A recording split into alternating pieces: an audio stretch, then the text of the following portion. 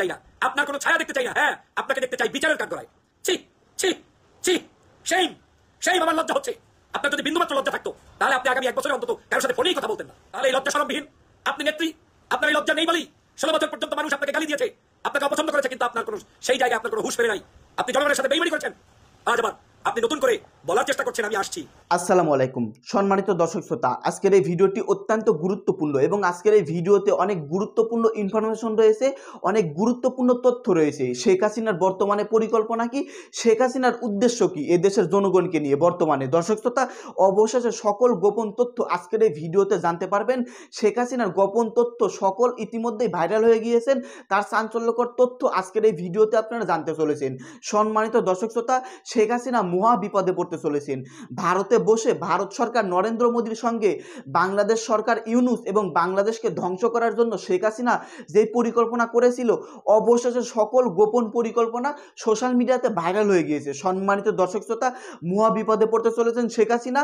দেশে ঢুকা মাত্রই শেখ হাসিনার অ্যারেস্ট করেই তাকে ফাঁসির আদেশে নেওয়া হবে। দর্শক শ্রোতা, আজকের এই ভিডিওতে চাঞ্চল্যকর তথ্য রয়েছে, বিস্তারিত আলোচনা করেছেন ডক্টর ফয়জুল হক। তো আপনাদের অনুরোধ করতেছি ভিডিওটি সম্পূর্ণ দেখার জন্য।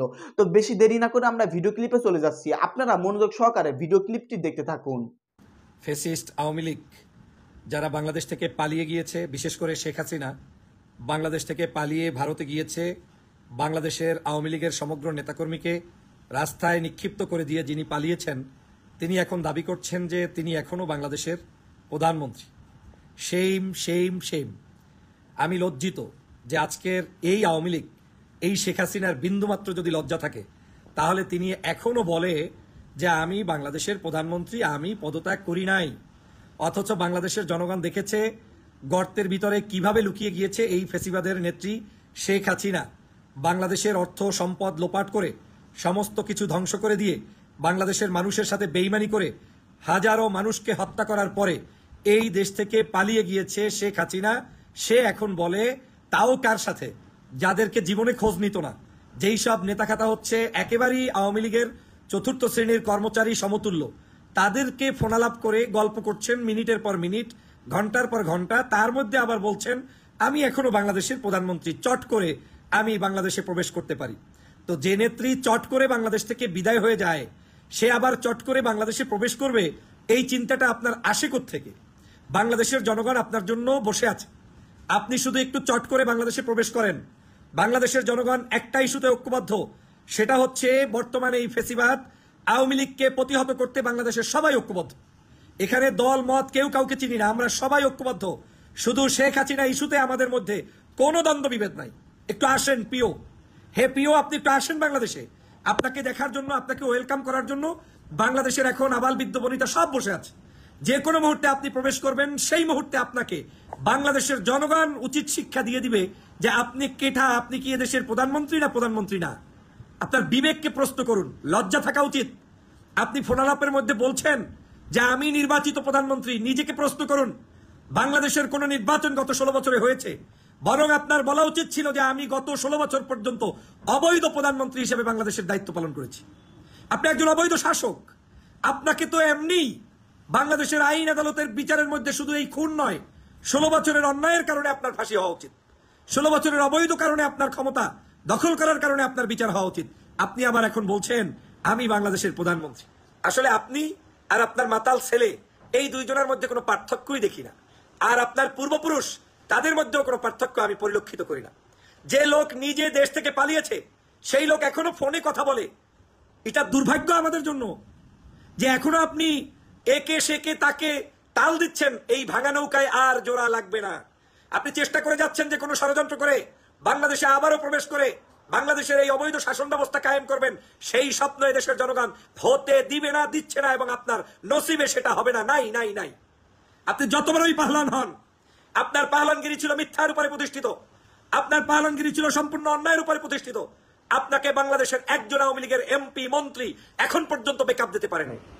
বাংলাদেশের কিছু উচ্ছিষ্টভোগী আওয়ামী লীগের কর্মী আছে, যাদেরকে শুধুমাত্র জীবনটাকে ধ্বংস করার জন্য শেখ হাসিনা মাঝে মাঝে এই ধরনের বক্তব্য দেয়। এতই যদি সাহস থাকে, কোথায় তোমার কাউয়া কাদের, কোথায় সেই ওবায়দুল কাদের, কোথায় সেই অন্যান্য রাজনৈতিক দলের আপনাদের নেতারা, সেই নেতাদেরকে বলেন পারলে শেখ হাসিনার পক্ষে একটা স্টেটমেন্ট দিতে, বলেন পারলে তাদেরকে জাতির সামনে এসে কোনো একটা সভা কিংবা সেমিনার করতে। যাদের এতটুকু সাহস নাই, ফোনে ফোনে গুজব ছড়ানো, ফোনে ফোনে বক্তব্য দিয়ে আপনি কি প্রমাণ করতে চান? আপনি কোন জায়গায় আছেন, কোন বর্ডারে আছেন, কোন গর্তে আছেন, এটা বাংলাদেশের জনগণ শুনতে চায় না আপনার কাছ থেকে। আপনার এইসব হাম্বিতাম্বি এদেশের জনগণ বুঝে গিয়েছে। আপনি যে কতটা ভীত, আপনি যে কতটা স্বৈরাচার ছিলেন, এটা জনগণ জানে। জনগণ জানে যে আপনি মিথ্যার উপরে, গুজবের উপরে গত 16 বছর প্রতিষ্ঠিত ছিলেন। কিন্তু আপনার গুজব, আপনার মিথ্যা যখন এদেশের জনগণ ধরতে পেরেছে, তখন আপনি পলায়ন করেছেন। আপনি একটা সেকেন্ড অপেক্ষা করতে পারলেন না। আপনি আপনার নেতাদের জন্য একদিন বক্তব্য দিতে পারলেন না। আপনি একটু দাঁড়িয়ে থেকে গণভবনে দুঃসাহসিকতার পরিচয় দিয়ে জনগণের সামনে একটা বক্তব্য দিতে পারলেন না। আর আপনি এখন বলছেন চট করে চলে আসবো আর আমি বাংলাদেশের প্রধানমন্ত্রী। আর আপনি সংবিধানের দোহাই দিচ্ছেন। বাংলাদেশের সংবিধান রেখেছেন কিছু? গত 16 বছরের সংবিধানের প্রত্যেকটা পাতায়, প্রত্যেকটা অক্ষর আপনি পরিবর্তন করে দেশকে আজকের একটি রসাতলে নিয়ে গিয়েছেন। অনৈক্যের বীজ বপন করেছেন। এদেশের মানুষকে স্বাধীনতার পক্ষে বিপক্ষে এই বিতর্কের মধ্যে জড়িয়ে দিয়ে দেশটাকে শেষ করে ফেলেছেন। আপনি এখনো চিন্তা করছেন যে আপনি বাংলাদেশে আসবেন আর আপনি এই দেশের প্রধানমন্ত্রী। আপনি ডক্টর মোহাম্মদ ইউনূসকে বলছেন অবৈধ শাসক, আর আপনি বাংলাদেশের বৈধ শাসক। আরে আরে প্রিয়, আরে প্রিয়, আপনাকে বাংলাদেশের এখন উচ্ছিষ্টভোগী দালালরা 8 মিনিটে 287 বার না কতবার আপা আপা ডেকে আপনাকে সম্বোধন করে। আপনার পাশের একটা লোক এখন আর আপা ডাকে না। আপনার লজ্জা হওয়া উচিত। এই টেলিকমিউনিকেশন আপনার সাথে ওবায়দুল কাদেরের হইল, অন্ততপক্ষে ইজ্জত কিছুটা থাকতো যে আপনারা একে অপরের খোঁজ নিচ্ছেন। আপনার এই দুর্দিনে আপনার কোনো নেতা আপনার পাশে নাই। লজ্জা হওয়া উচিত আওয়ামী লীগের জন্য। আমি সে কারণে সবসময় বলতাম, 15ই আগস্ট যখন সংগঠিত হয়েছে সেই আওয়ামী লীগই তো আজকের আওয়ামী লীগ। তৎকালীন সময় কিন্তু আপনাদের পাশে কেউ দাঁড়ায় নাই, কেউ আপনাকে একটুবারের জন্য রক্ষা করতে আসে নাই। লজ্জা যদি থাকতো তাহলে আপনাদের এই নেতা নেত্রীর ব্যাপারে আপনার সতর্ক হওয়া উচিত ছিল। আপনি কি করে ভাবলেন যে বাংলাদেশের মাটিতে আপনি প্রবেশ করে আবারও প্রধানমন্ত্রী দাবি করবেন? বাংলাদেশে আপনার পশম ঢোকার যোগ্যতা নাই, আমি চ্যালেঞ্জ দিয়ে বললাম। শুধু আপনি না, কোন দোসরকে এই বাংলার জমিনে ঢুকতে কেউ দিবে না। কোন দোসরকে এদেশের রাজনীতিতে নতুন করে মেরুকরণ তৈরির করে স্থান এদেশের সাধারণ জনগণ দিবে না। অতএব দেশের জনগণ ঐক্যবদ্ধ, আপনার ইস্যুতে ঐক্যবদ্ধ। আপনি মুখ থেকে কোনো একটা বক্তব্য দিলেই জনগণ ঐক্যবদ্ধ হয়ে যায়, কারণ আপনার বিরুদ্ধে সবাই ঐক্যবদ্ধ। আপনার কথা শুনলেই সবার মধ্যে রাগ, অভিমান, মান অভিমান সব ভুলে গিয়ে সবাই আবার কেমন জানি এক কাতারে হয়ে যায়। আমি গতকালকে থেকে দেখলাম আপনার অডিওটা, রেকর্ডটা ফাঁস হওয়ার পরেই জনগণের মধ্যে আবার বিভাজন কমে গিয়ে সবাই শেখ হাসিনার বিরুদ্ধে ঐক্যবদ্ধ হয়েছে। কারণটা কি? সবাই মনে করে আর যাই হোক, অন্তত এই পিও হাসিনাকে আমরা দেখতে চাই না, এই পিও আপনাকে আমরা দেখতে চাই না, আপনার কোনো ছায়া দেখতে চাই না। হ্যাঁ, আপনাকে দেখতে চাই বিচারের কাঠগড়ায়, আপনাকে দেখতে চাই আমরা এই বাংলাদেশে ফাঁসির কাস্টে, আপনাকে দেখতে চাই এই যত জুলুম অত্যাচার নির্যাতন করেছেন তার বিচারিক আদালতের মাধ্যমে আপনাকে শায়েস্তা করার জায়গায় আমরা দেখতে চাই। আর কত নাটক করবেন, আর কত সিনেমা করবেন? পুলিশ থাকতেও কিছু লোম ফালাইতে পারলেন না, আপনার সমগ্র প্রশাসন থাকতে আপনি পারলেন না। গণভবন থেকে পালিয়ে গিয়ে আপনি লজ্জিত করেছেন, অপমানিত করেছেন বাংলাদেশকে। আবারও আপনি অডিও করেন, রেকর্ড করেন। ছি ছি ছি, সেইম সেইম। আমার লজ্জা হচ্ছে। আপনার যদি বিন্দুমাত্র লজ্জা থাকতো তাহলে আপনি আগামী 1 বছরে অন্তত কারোর সাথে ফোনেই কথা বলতেন না। লজ্জা আছে আপনার? আমরা এতবার অনুরোধ করেছিলাম যে বাংলাদেশে একটি গণতন্ত্র প্রতিষ্ঠার পদ্ধতি চালু করুন, আপনি সেটা করলেন না। বিএনপিকে অবজ্ঞা করলেন, জামাতকে অবজ্ঞা করলেন, সর্বশেষ সাধারণ শিক্ষার্থীদেরকে রাজাকার বানিয়ে দিলেন। তার পরিণতি আপনাকে ভোগ করতে হলো। সারা বাংলাদেশে জামাত শিবির নিষিদ্ধ করলেন, একদিনের মধ্যে আল্লাহ তাআলা আপনার দলকে নিষিদ্ধ করে দিল। তাহলে এই লজ্জা শরমবিহীন আপনি নেত্রী, আপনার এই লজ্জা নেই বলেই 16 বছর পর্যন্ত মানুষ আপনাকে গালি দিয়েছে, আপনাকে অপছন্দ করেছে, কিন্তু আপনার কোনো সেই জায়গায় আপনার কোনো হুঁশ ফেরে নাই। আপনি জনগণের সাথে বেইমানি করেছেন। আজ আবার আপনি নতুন করে বলার চেষ্টা করছেন আমি আসছি। আসেন আসেন আসেন, আপনার বিচার করার জন্য আমরা প্রস্তুত। আসুন, আমরা আপনাকে প্রত্যেকটা খুনের বিচার করতে চাই। আমরা 5 শাপলা চত্বরের বিচার করতে চাই। আমরা 28 অক্টোবর লগি বৈঠার বিচার করতে চাই। আমরা বাংলাদেশের বর্তমান সময়ে যত ধরনের অনৈতিক কার্যক্রম চলছে সকল অনৈতিক কার্যক্রমের বিচার করতে চাই। আমরা আপনার এই গত কয়েকদিন আগে বাংলাদেশে যে গণহত্যা চালিয়েছেন তার বিচার করতে চাই, আবরার হত্যার বিচার করতে চাই, সাংবাদিক হত্যার বিচার করতে চাই, আয়নাঘরে মানুষদেরকে বন্দী করেছেন তার বিচার করতে চাই। আপনি পালালেন কেন? আপনার এত যদি হিম্মত থাকে আপনি জেলে থাকতেন, প্রয়োজনে বন্দী হতেন। আপনি বলছেন যে আপনি কারো জীবন নাশ করতে চান না, তাই নাকি আপনি পালিয়েছেন? আপনি কি কারো জীবন নাশ করতে চান না তাই, নাকি আপনার জীবন নিয়ে শঙ্কিত ছিলেন? কারণ আপনি এমন শাসক হয়েছেন যে আপনাকে এদেশের জনগণ যদি গণভবনে পাইতো তাহলে আপনার কি অবস্থা হতো সেটা আমি ভাষায় প্রকাশ করতে পারবো না। আমি কামনা করি না এরকম একটি অবস্থা। কিন্তু বাস্তবতা তাই। আপনাকে এদেশের জনগণ গণভবনের ওই গ্লাস কম্বল আর কি বলে সবাই যেভাবে ক্ষোভ প্রকাশ করেছে সেগুলো ধরে কিংবা মানে ভেঙে কিংবা নিয়ে, কিন্তু আজকে আপনাকে পেলে কোথায় নিয়ে যাইতো সেটা একমাত্র আল্লাহ ছাড়া কেউ জানে না। হুশ আসুক আপনার, আপনি আর এই ধৃষ্টতা দেখানোর মতো সুযোগ করবেন না। তবে আমি এটাও জানি, ভাঙা নৌকা একটু তাল দেওয়ার জন্য, জোড়াতালি দেওয়ার জন্য এই অপকর্ম আওয়ামী লীগ শুরু করেছে। আওয়ামী লীগের একটা স্বভাব হইল মিথ্যার উপরে প্রতিষ্ঠিত এই দল। এই দলের নিজস্ব কোনো সংবিধান নাই, নিজস্ব কোনো আচার ব্যবহার নাই, নিজস্ব কোনো পরিকল্পনা নাই। তারা সবসময় অসাংবিধানিক পদ্ধতি অবলম্বন করতেই পছন্দ করে, যে কারণে তারা আজকের এখন আবার এই যে নেতা নেত্রী কিছু আছে যারা বিভিন্ন জায়গায় কোনো উপায় অন্ত নেই, এখন ওই বিদেশে বসে বসে তারা ফোন দিয়ে বাংলাদেশে শেখ হাসিনা বর্ডারের পাশে অবস্থান করছে, আসবে, এই টেলিফোনের বাণী আপনার কাছে পৌঁছে দিয়ে একটু কি বলে এটাকে ভিন্ন পরিবেশ তৈরি করতে চায়। শোনেন, ছাত্রলীগের ওই সাদ্দামদেরকে রিক্সাওয়ালা বানিয়ে পাঠিয়েছিলেন, পারেন নাই। আনসার বানিয়ে পাঠিয়েছিলেন, পারেন নাই। 15ই আগস্ট বাংলাদেশের একটা প্রান্তে আপনি যদি মানুষের বাচ্চা হয়ে থাকেন দেখাতে পারবেন না যে কোনো মানুষ আপনাদের জন্য শোক প্রকাশ করেছে, করে নাই, বরং তারা বিজয় উল্লাস করেছে। সেই কারণে আপনারা অতিরিক্ত ভাবে উচ্ছ্বাস প্রকাশ করে কোনো লাভ নেই। বাংলাদেশের জনগণ আওয়ামী লীগকে এবং শেখ হাসিনাকে এবং শেখ পরিবারকে প্রত্যাখ্যান করে দিয়েছে। অতএব আপনাদেরকে প্রত্যাখ্যান করেছে, আপনারা প্রত্যাখ্যিত হয়েছেন। আপনাদেরকে জনগণ এদেশের কেউ পছন্দ করে না। হ্যাঁ, জনগণ তাদের স্বাধীনতার জন্য নিজ দল থেকে আরেক দল ভিন্ন ভিন্ন ভাবে মতামত প্রকাশ করবে কিংবা সমালোচনা করবে, এর মানে এই নয় যে জনগণ শেখ হাসিনাকে বাংলাদেশে আবার ফিরিয়ে আনার ধান্দা করবে। সেই সুযোগ কোনোদিন হবে না শেখ হাসিনা।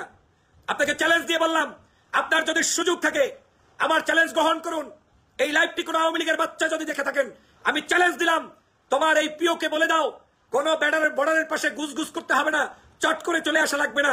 পারলে দিবালোকে স্পষ্ট জনগণের সামনে এসে উপস্থিত হও, চোরের মতো, ডাকাতের মতো, গোপনে।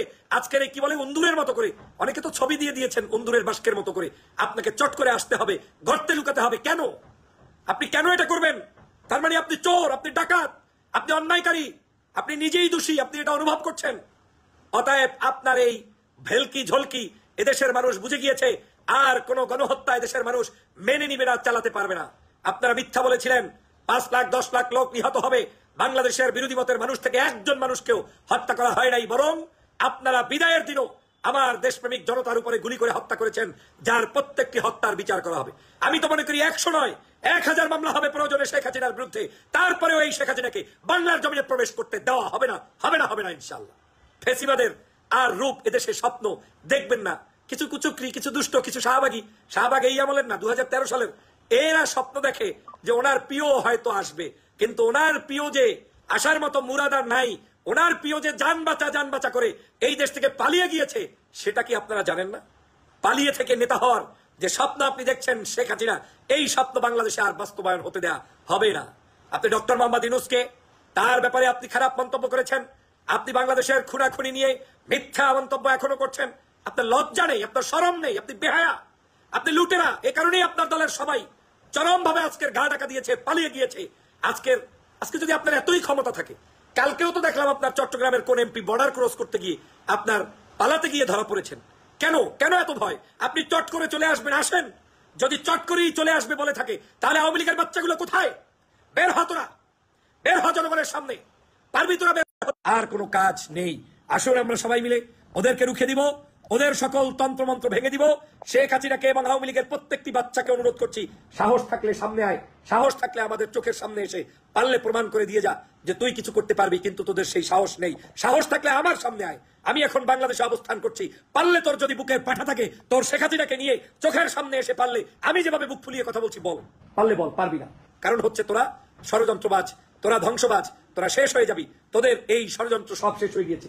প্রিয় দেশবাসী, আসুন আমরা সবাই মিলে শেখ হাসিনার এই ষড়যন্ত্র মোকাবেলা করব, তত্ত্বাবধায়ক সরকারের হাতকে শক্তিশালী করব, দেশবাসীকে নিয়ে ঐক্যবদ্ধভাবে স্বাধীন বাংলাদেশ গঠন করব। সবার প্রতি সেই প্রত্যাশা ব্যক্ত করছি। ভালো থাকবেন, সুস্থ থাকবেন, দল মত নির্বিশেষে ঐক্যবদ্ধ থাকবেন। এখন সময় দেশ গঠন করার, এখন সময় বাংলাদেশকে। সম্মানিত দর্শক শ্রোতা, আপনারা বিস্তারিত ভিডিওতে দেখতে পারলেন বর্তমানে আওয়ামী লীগ সরকার সাবেক প্রধানমন্ত্রী শেখ হাসিনার পরিকল্পনা কি, তিনি কি করতে চাচ্ছেন। দর্শক শ্রোতা, সকল গোপন তথ্য ভাইরাল হয়ে গিয়েছে। আপনারা অনেকেই শুনেছেন বা অনেকেই জানেন, শেখ হাসিনার গোপন কল রেকর্ড তার প্রতিনিধির সঙ্গে কথা বলেছিল, ইতিমধ্যে ভাইরাল হয়ে গিয়েছে। তার পরিকল্পনা কি, তিনি কি করতে চাচ্ছেন। সম্মানিত দর্শক শ্রোতা, শেখ হাসিনা মহা বিপদে পড়তে চলেছেন।